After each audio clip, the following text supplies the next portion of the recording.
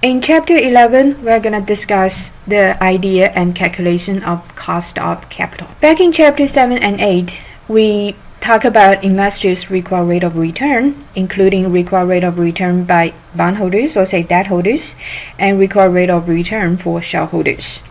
Now, in this chapter, we're going to examine the question from the company's perspective. If a company raises money, including debt or equity, to finance its operations and expansion projects, how much would the company have to pay for the financing or say for the capital that they raise? Well, how much a company has to pay ultimately depends on how much investors would require as their returns. And for investors, they face different kinds of risks associated with debt, preferred stock, and common stock. Therefore, they would require different level of rate of return, depends on whether they provide debt financing or preferred stock or common stock. So if a company uses a combination of debt and equity to fund their operations or any expansion projects they may undertake, then we need to calculate the average cost of capital, average across the cost of debt and cost of equity. And when it comes to averaging, since companies seldom use equal amount of debt and equity, we actually need to calculate a weighted average, while the weights are based on the proportion of debt and equity used by the company. So that leads to the formula about the so-called weighted average cost of capital. And we can also call it the WACC, W-A-C-C. So in this formula, you see it's a pretty long formula. And we have E as the market value of common equity, and P would be the preferred stock, and D will be debt, market value of debt used. So then, if you look at this, E over the total of E and P and D, that gives you the weight of equity financing in all capital provided for the company. And of course, this part would be the weight or say the percentage of preferred stock in all capital used. And of course, this would be the weight of debt financing. And then IE would be the cost of equity financing or say cost of common equity financing. IP will be the cost of preferred stock, and ID will be the cost of debt. And you notice for the cost of debt, we have a little bit extra here, which is multiplying 1 minus T, while T is the tax rate. So apparently, debt financing is a little bit different from preferred stock financing or common stock financing because of the tax saving feature that we'll talk about later. So let's actually start with the cost of debt. We start by estimating the before tax cost of debt, and then we calculate the after tax cost of debt. So the ID here, this would be the before tax cost of debt. And when you use the ID multiplied by 1 minus T, you are getting the after tax cost of debt. Why do we have to differentiate between the before tax and after tax cost of debt? Because the interest on debt financing is tax deductible. If you borrow money, you pay interest, and interest can be deducted before you calculate your total taxable income. You may remember this from chapter 2, right? So that way, the actual cost for the company is the after-tax cost of debt. Usually for us to find out the before-tax cost of debt, we can use something we learned in chapter 7. We can find the yield to maturity on the company's existing debt. So remember the YTM, or say the yield to maturity, measures debt holders' return. It's a comprehensive measure, and it takes into account both the interest cash flows and the principal payment. So we use the yield to maturity as the before tax cost of debt for the company. So let's take a look at this example. If a company has 20-year 8% bond outstanding, and the bond currently sells for 97.5% of the par, and the company has a marginal tax rate of 35.92%, then what is the cost of debt for the company? So again, to calculate the cost of debt for the company, we can actually calculate the yield to maturity for these bonds that are currently outstanding. These bonds are issued by the company. So this is a typical Chapter 7 year to maturity calculation, and so I put it here. This is the hint to use your financial calculator. This is a 20-year bond, and the current price is $9.75, which is 97.5% of the par, right? And $80 payment. This is based on the 8% coupon rates, and 1,000 par value as the FV. And then you compute for the IY, and it turns out to be 8.26, which is 8.26% year to maturity, or say 8.26% before tax cost of debt. Just want to point out that in this calculation, you notice that I'm using a negative number for the present value, while the payment and future value amount are positive. If you get 8.26% as the before tax cost of debt, then you multiply by 1 minus t, while t is the tax rate. Then you get the after tax cost of debt. So this is how we calculate the before and after tax cost of debt for a company based on the yield to maturity of the bonds that the company currently has. If you want to watch a video that also explains this calculation, depends on what kind of calculator you have, you can click on the link provided here. Now, what about preferred stock? Remember, preferred stocks pay constant dividend forever, and it can be valued as a so-called perpetuity. Back in Chapter 8, we talk about the price formula for preferred stock, which is dividend divided by IP, right? IP can be the required rate of return for preferred stockholders. So if we rearrange that formula, we get the formula here, which is IP equals to dividend divided by the price. So D here is the amount of the preferred dividend each year, and P, this is P0 as the price of the preferred stock. IP here, now we can call it the cost of preferred stock for the company. And as we mentioned back in Chapter 8, this is the same formula as the constant dividend growth model, but it's just a little bit special, and the constant growth rate with preferred stock is 0. Typical example here, you have a company with 7% preferred stock. So 7%, you can think of it as 7% of the par value. So the company pays 7% of the par value as dividend, as preferred dividend every year, and then the company is currently trade at 72%. So you are using $7 divided by $72 price, and you get a 9.72% as the cost of preferred stock. So 7% is percentage of the par value, and usually preferred stock would have $100 par value. Then we calculate the amount of preferred dividend, that's $7 per year. Again, you can also watch another video that explains this process. What about cost of common equity? That's a little bit more complicated than the cost of debt or the cost of preferred stock. We do have two approaches, or say two methods, to calculate the cost of common equity. The two approaches here, first one is the CAPM model, and the second one is the constant dividend growth model. Actually, both these two methods, or say approaches, were discussed in previous chapters. So we're going to just have a review of these and see how they can apply to estimate the cost of common equity. We start with the CAPM model. Remember, the CAPM model is used to determine the expected return of a stock, and it states the expected return of a stock is the risk-free rate plus a risk premium. So this is a risk-free rate, and this is the risk premium. And this risk premium is the stock's beta multiplied by the so-called market risk premium, right? So this is what we studied back in Chapter 10. As a recap, CAPM is one of the most important and frequently used models in finance and investments. The concept actually is pretty simple. The more risky a stock is, the higher return investors would require to compensate for the risk that they have to bear.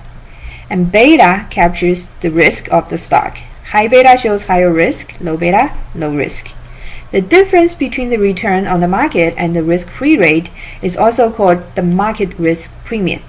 You can think of it as the required rate of return for investing in the stock market, since stock investment is overall risky no matter how well diversified you are. How this model or equation is derived can be a little bit too much, or say too complicated for an intro-level undergraduate business finance, so we're not really going to discuss it here. But for finance major students, you will definitely see or use the CAPM model more in your upper-level finance courses. Let's try to use the CAPM model to estimate the cost of equity for the company. It's the same process as estimating the required rate of return for a stock.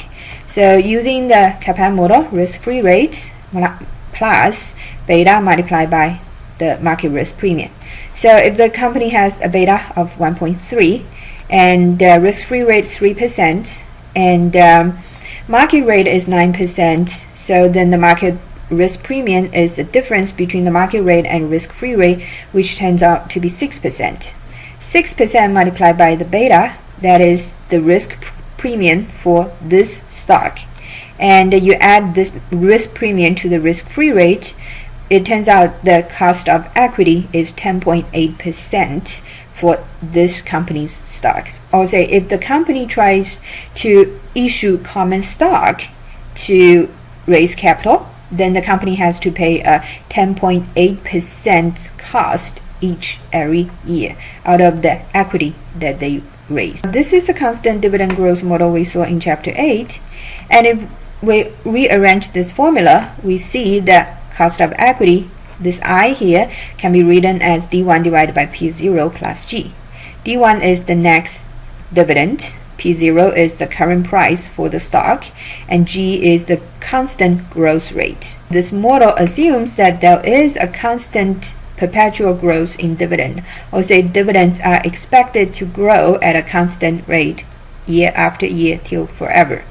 Now, if this assumption is not really true, then this model cannot produce reliable estimates. Remember back in chapter 8, we mentioned, for example, for some high growth companies, you cannot really use the constant dividend growth model directly. So same idea here.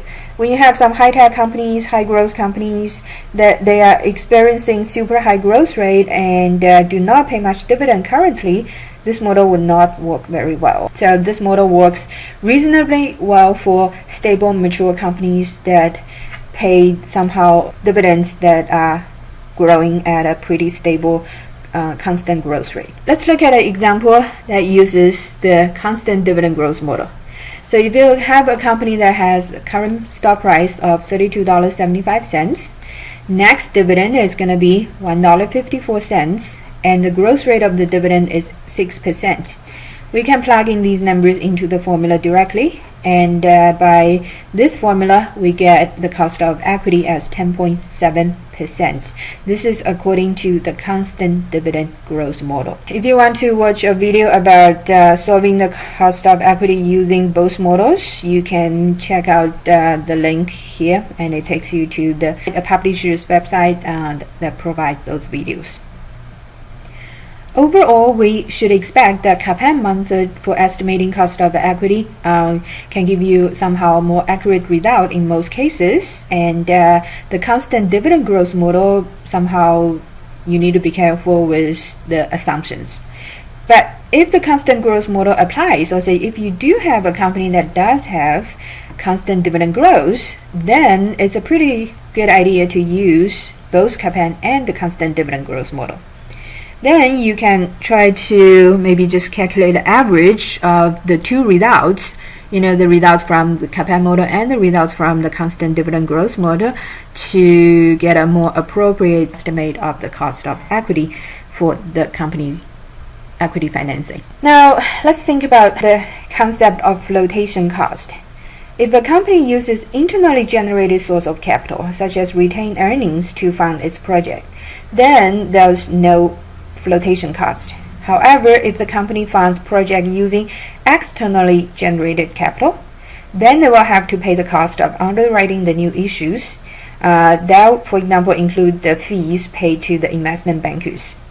The cost associated with issuing new securities are called flotation cost. Flotation costs for bond issues usually are really small, so we can just ignore them. But for equity issues, we may have to deal with the flotation cost.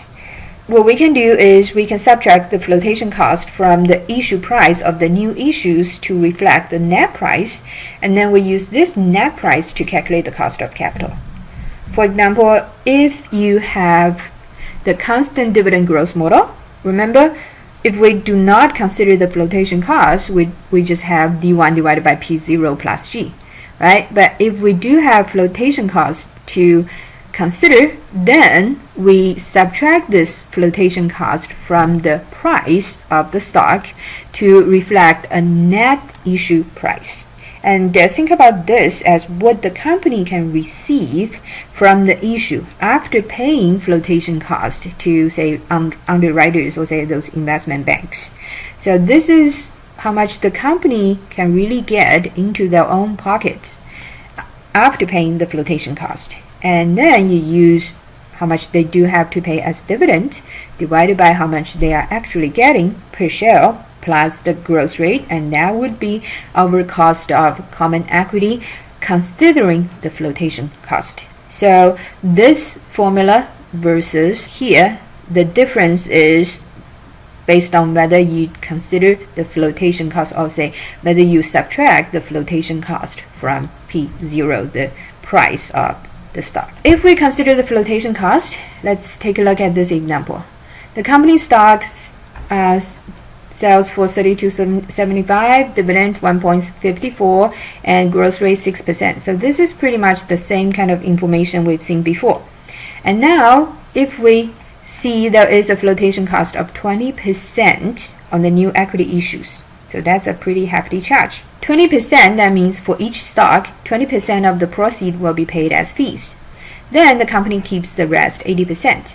So what you really get as the company is $32.75 minus 20% of $32.75, or say 80% of the $32.75 is left to the company. And you use this instead of the $32.75 itself and plug into the formula, and now you see the cost of equity is about 11.88%, and this apparently is higher than the result you get here. So it is higher because now you do consider the flotation cost, which is making the equity financing more expensive, more costly for the company. Now let's go back to this formula here.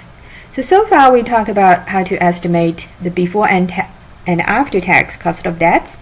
We did talk about how to estimate the cost of preferred stock, and also two different approaches in estimating the cost of common equity.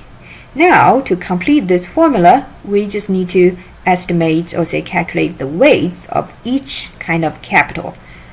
So the weight of common equity, weight of preferred stock, and weight of debt financing. Calculating the weights, we just need to remember that we will use the market value instead of book values. So market value depends on how many shares you have outstanding and the market price of each share in the market. So in this example, if the company has 3 million of common stock, 1 million of preferred stock, and 30,000 bonds, then what are the relevant weights for this company? What is the weight for common equity financing? What is the weight of preferred stock? What is the weight of debt financing in the company? Equity has a total market value of 3 million multiplied by 32.75. Remember, in the previous slides, you were given the price of the company's common stock. So $32.75 per share multiplied by 3 million shares, a total of over $98 million.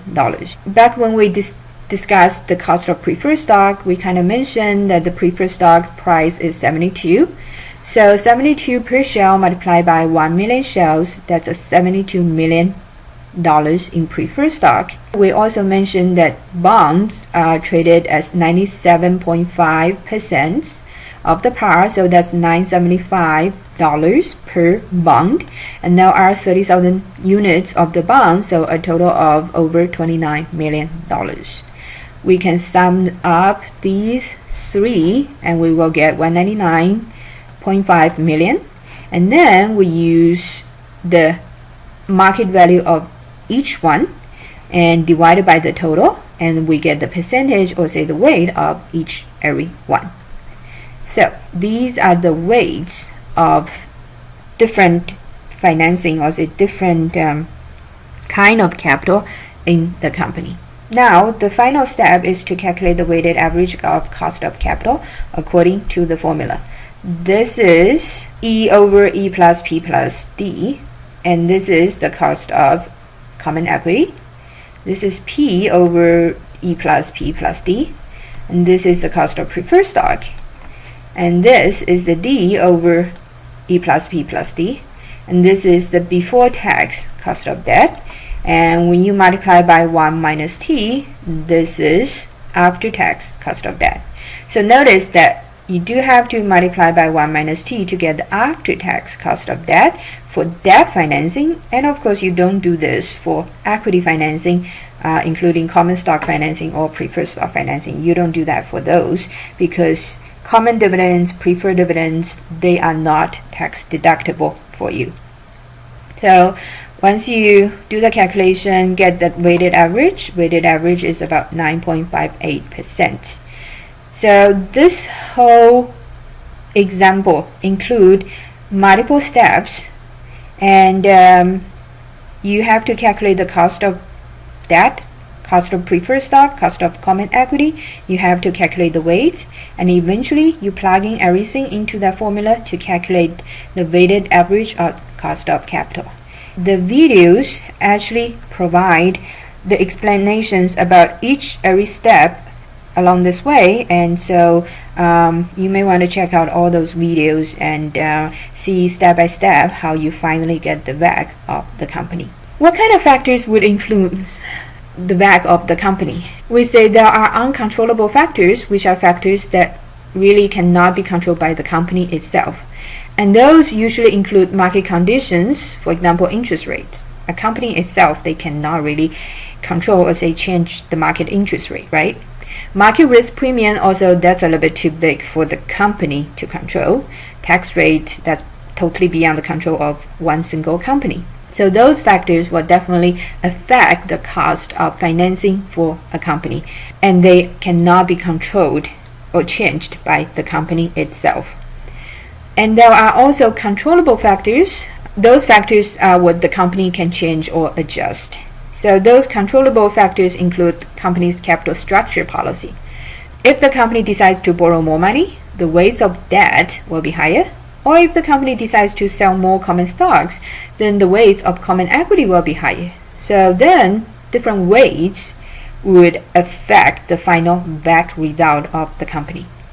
Dividend policy could also affect a company's WACC because it affects the company's cost of equity.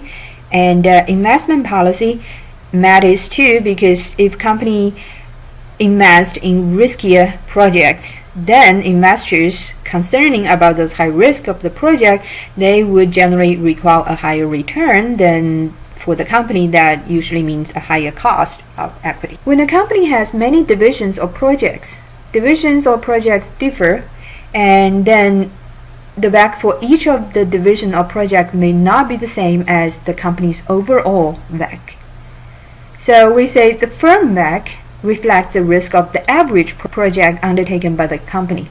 But then different division or project, they have their own different level of risks, and then the division's WACC should be adjusted to reflect that unique division's risk and capital structure. You just need to understand the concept that each division, each project may be different. So while a company has its weighted average of cost of capital, for an individual division or project, their own WACC may be a little bit different. It could be a little bit higher or lower than the firm average. Calculations for the divisional or project WACC is not really required for this class, but you just need to again understand the concept that divisional or project WACC may be different from the firm average WACC. In this chapter, we just try to understand the concept of WACC, and we try to estimate WACC by estimating every component in that formula, which includes the cost of debt, cost of preferred stock, and cost of common equity. And then